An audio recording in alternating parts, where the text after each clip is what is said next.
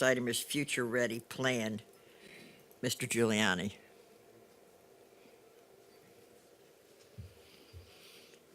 Oh, God help me.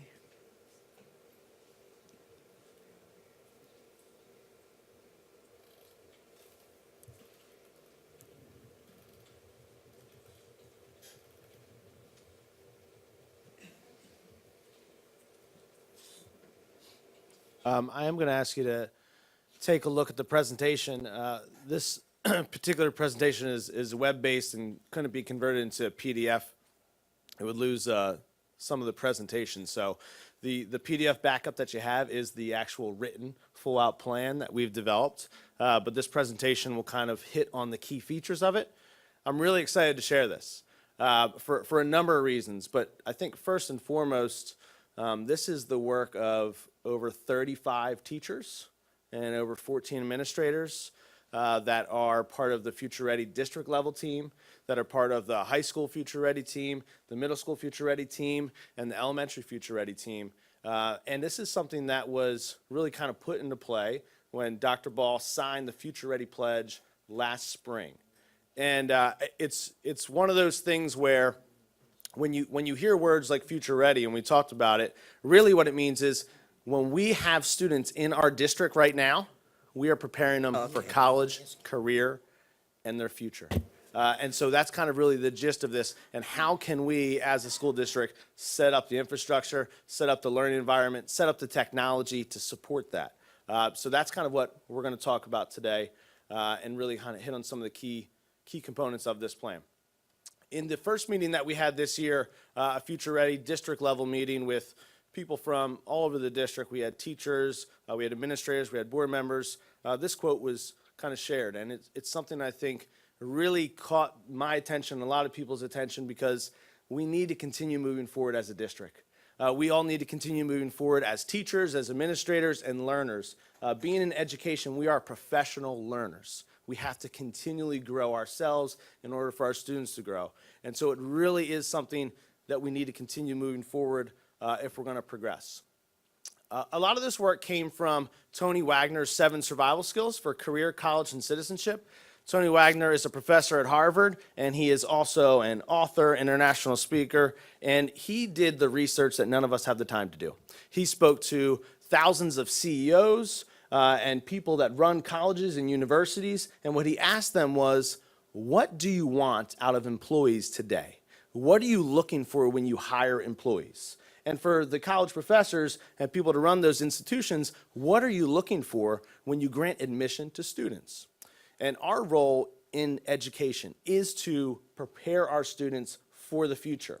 And so all the research that Tony Wagner did said that there are 7 survival skills, and what he says is not just survive, but to thrive, that you need in the 21st century to be successful, not just in college, but also your career and life. Those are critical thinking and problem solving, collaboration across networks, agility and adaptability, initiative and entrepreneurship, effective oral written communication, and curiosity and imagination. What he says is that the CEOs, time and time again, came back and said, this is what they're looking for in prospective employees. They're not looking for someone who's just necessarily going to be compliant and do what they're told, but looking for somebody with ingenuity, something that's going to actually be able to create and make and design. So we kind of took this and we started to ask the question, what does learning look like in elementary school? What should learning look like in middle school and high school? We didn't start with what does the technology look like. We started with what does the learning look like? And our conversations really, very early on centered around this. Are we preparing our students for the digital world that they live in? We all know that technology is ubiquitous, that we have it on 24/7. We can communicate, we can collaborate. We have the most powerful creation device in our pockets, in front of us all day long. Are we preparing students to not just watch Netflix on that, to not just play games, to not just tweet each other and maybe send messages to each other, but to actually do real creative work? Are we preparing them for that? And this plan that came out of it is really the work of the teachers, the staff, to really put together a plan that says our vision for what innovative teaching and learning can look like in the Centennial School District. Not just for next year, but for moving forward. and also something that's sustainable, something that's not just going to come and go with another person that comes in, but something that's going to be here to stay and here to last. And that's why it was so exciting to have all the stakeholders involved in putting this together. So we came up with 7 specific goals for our kind of vision of what learning should look like, specifically the innovative teaching and learning at Centennial School District. The first is we wanted to increase student engagement in and out of the classroom. Out of the classroom is an important one. If the learning stops when kids leave our doors, then we are doing an in-service. In a world that you can learn anything on demand, where my daughter doesn't have to wait for her favorite TV show to come on or her favorite song to come on the radio, you should not have to wait to get to school to learn. That was the first piece of this. The second was shifting curriculum, instruction, and assessment practices towards meaningful and relevant learning experiences. A lot of what Dr. Palanchak was talking about is that professional development that's going to support that shift in curriculum and assessment and instruction. Increasing student achievement through a variety of authentic measures. If the only thing that we're measured on, our success, is PSSA and Keystone scores, we are again doing our students a great disservice. Finding authentic measures for student achievement was a really big key to this plan. Also, increasing communication between students, teachers, parents, and the community. If we're going to bring new technology in, that communication should be thriving between all stakeholders. Fostering 21st century skills to prepare our students for their future, giving students opportunities to develop those skills while they're in school, not just for when they're out of school. And then increasing opportunities for individualized and personalized learning for every student, K through 12. Giving students the opportunity to learn what they're passionate about, learn what they're interested in, have student choice and student voice within the schools. And lastly, and this is the only one connected to technology, is digital equity in access, device, and platform across the district. We firmly believe in order to do those other 6 goals right there, every kid in this district needs to have equity and access to device and platform. Something that they can count on, something that the teachers can count on every single day when coming to school and when at home. And that was a really big piece of the plan. I would be remiss if I didn't say that this was hard work. There was a lot of people that spent a lot of time putting this together. And if you look at the document that's shared on there, it's about 30-some pages long. There's a lot that went into it in kinds of creating this tentative plan. There's a quote by Rolf Potts that said, "Work is when you confront problems you might otherwise be tempted to run away from." And here's my stick figure. The reason I put this up there is every single school district in the nation, in the world right now, is dealing with this issue, which is the world looks very different than when school was created. The world and where our students are going to be living and working in and being citizens in looks completely different. And we have to really work hard to develop a different experience for our students if we want them to be successful in this new world. So we didn't run away from the problem. Everybody at Centennial faced the challenge. There's administrators in here, there's people on the board that are in here, there's teachers in here that got together and created a plan, really dug in their heels as to what that learning should look like in each of the levels. So here's the work that we've been doing. And it's not just the work that we've been doing this year. This is work that has happened at Centennial School District for years and years. This is kind of a culmination, this plan for the next 3 years as we're kind of looking forward of work that a lot of people laid the groundwork for, and we're just kind of excited to continue to carry it forward. Over the past couple years, there's been professional development and training for teachers, staff, administrators, students on Google Apps for Education, iPad pilot this year, the learning management system at the high school. We've had administrator training. We've had Apple come in. We've had Google come in. We've had different types of training and professional development for staff and teachers, not just this year, but over the past couple years. We have had data collection, observations, and research, both formally by what we're doing in the classroom, informally in organization, and also through surveys like we did with the Future Ready survey. We have developed committees, community outreach, and parent workshops. And one of the biggest pieces moving forward is that we're going to engage the community more this spring, this summer, and next year in the conversation of what this is going to look like, have their feedback, have student feedback as a really big piece to kind of putting a bow around this plan. Future Ready CSD, this plan for innovative teaching and learning, it doesn't put the focus on technology. That is a piece to it. The technology has to be there, but that's not the goal. That's the start. Having the technology allows us to reach those other 6 goals. It isn't a focus on necessarily 21st century even. It's not a focus on those 21st century skills. It's specifically a focus on transforming teaching and learning for our students. That is the goal of this. They are the people that we are working to serve with this plan and with this technology. If I go back to the vision just for a second here, you'll notice in order to do those first 6 ones, we have to have digital equity. We have had BYOD and piloted over the past couple years, and what we heard time and time again from students, teachers, and administrators is it's better than nothing, but it's not the best experience we can have for students. We don't want students walking in, having a device that maybe shows socioeconomic background, a device that isn't necessarily supported by the district, one that maybe can't do all the different programs and software that teachers are using in the classroom. And for teachers specifically, they want devices that they can count on, that are supported, that they can get training on, professional development on, and are really, they can count on so they can worry about the teaching and learning happening in their class. So when we looked at this plan, we really said, what do we need to kind of kick this off? How can we start this? How can we realize a vision of sustainable innovation? And it starts with a one-to-one initiative at the high school, every single student, 9 through 12, receiving a Chromebook, a one-to-one initiative at the middle school, every single student, 6th, 7th, and 8th grade, receiving a Chromebook, and a 1-to-2 initiative at the elementary school, which is in each elementary classroom, there'll be 1 device for every 2 students.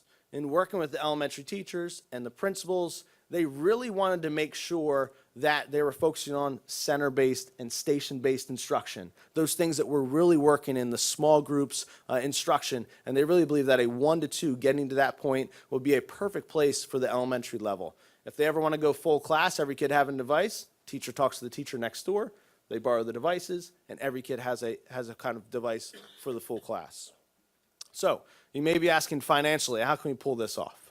And I know that was a big question in a lot of our meetings is, how can we actually make this sustainable? Well, if you look at our district technology equipment replacement cycle that Mr. Bergnick shared with you, for the past 7 years or so, we've been spending on average about $800,000 to $825,000 every single year on technology equipment replacement. In the next upcoming 4 or 5 years, we are going to keep or just go under that 800 number. We are not increasing the budget in terms of device or equipment. We're just spending it on different types of devices. If you look at that top line right there, we have allocated $400,000 for devices every single year. This is built into the budget. Again, is not being raised, but is something that is sustainable year over year end. At the high school, we met and looked at a lot of different devices once we talked about what the learning would look like, and the high school teachers and administrators really landed on the Chromebooks. We looked at purchasing the Chromebooks versus a leasing model, but ultimately we're really trying to move forward with the bottom model. That would be a 4-year budget timeline, which is a one-to-one model with leasing all devices.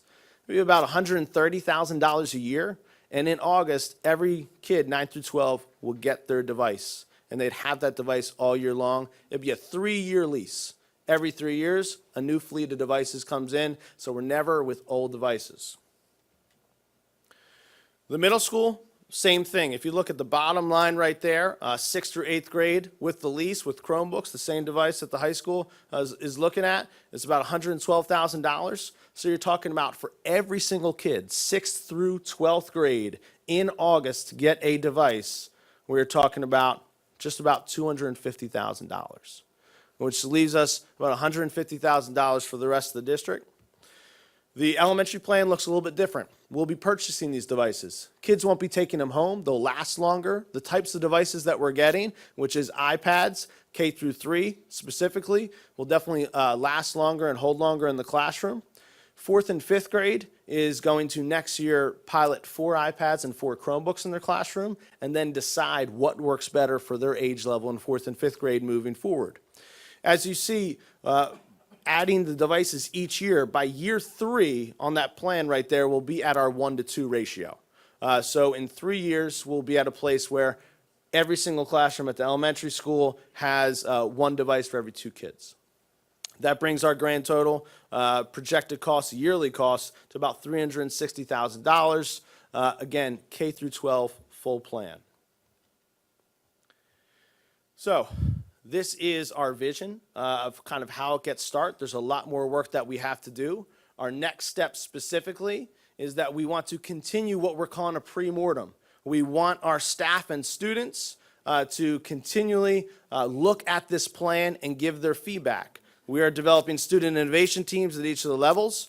We are rolling out a Chromebook pilot for 18 teachers to pilot these devices during the spring and get feedback on. We're going to finalize a one-to-one rollout process and PD plan by April, having teachers help create the professional development that they want to see from their colleagues and in their classrooms, and developing our kind of first parent and community night around this topic, around Future Ready, around the devices, where students are going to showcase their learning with students and the entire parents and community. Yes. Yeah, I just wanted to add to what you're saying here. Mr. Kleinschmidt was, and Mr. Hartline and I were the board members involved in this project.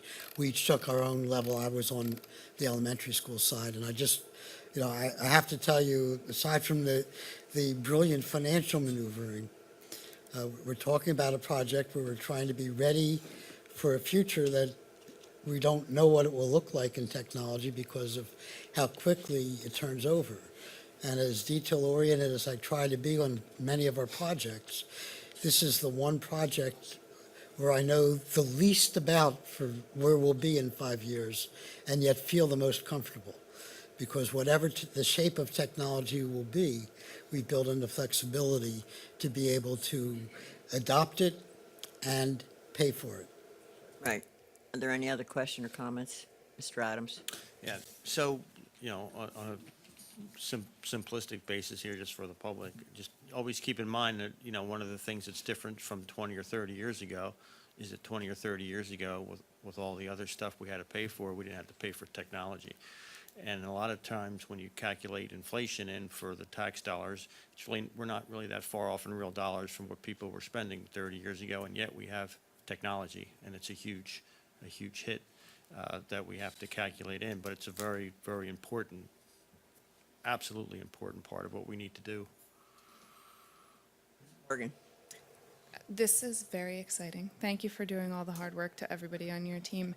I just had the opportunity to attend McDonald Elementary School and be taken around to a number of the classes. And one of the sessions that I was present in was a third grade classroom building PowerPoint presentations to deliver their book reports, which they researched hard copy in the library, transitioned everything, and then was going to be presenting out to their class, which I believe I didn't think I did till I was in college. But I was very surprised by this, but thinking about it more and more as we prepare for the future, what is going to happen with all of those devices? It's not that I don't support the new devices, they were working very, very well, and what can be done to make very good use of the devices that we currently have that would be kind of shuffled through in the mix. Yeah, part of the reason we're purchasing at the elementary level is because those devices that we currently have are part of the purchase plan. So all those devices that we purchased this year or the previous year are part of that 4-year plan that we showed, and that's why it really kind of makes a lot of sense to kind of purchase at the elementary level with the iPads and how we're doing, so we're not leasing devices when we already have some that are working really well. We're just adding more per classroom. Okay. Dr. Pollack? I like what you have proposed. I have one suggestion, and that is, at the elementary level, why not purchase them all this coming year, taking money out of our funds that we have, and then in the following 2 years, putting that money back into our reserve. That way, the elementary can get started right away with the 1 to 2 model. We can do it right now, just take the money out of our reserves and then put it back in. I think we've already spent it. No, we have money in the reserves. Okay, There's millions of dollars that we still have in there that we can take out if we want to. Thank you. all right. I think they've given, okay, Ms. Morgan. Last question. The ST math program that the elementary schools are doing, I was also introduced to that. Every student then can, like you said, outside of the school day, be challenged with additional learning. They have programs, they have pizza contests around their levels of achievement, things like that, which is wonderful, you know, trying to get to the next level and really supporting that academic achievement. But I recognize too that some students might not have the means to devices that will support that program. And I just wanted to know if that was taken into account when you looked at all of this. Yeah, one of the things specifically, 6 through 12 students will be taking home devices. And we're also looking into providing and kind of supporting some of the homes and areas that may not have specific, you know, wireless access, Wi-Fi, those different types of things. There's a number of different interesting programs that places have done, and we're kind of looking into a lot of those ones.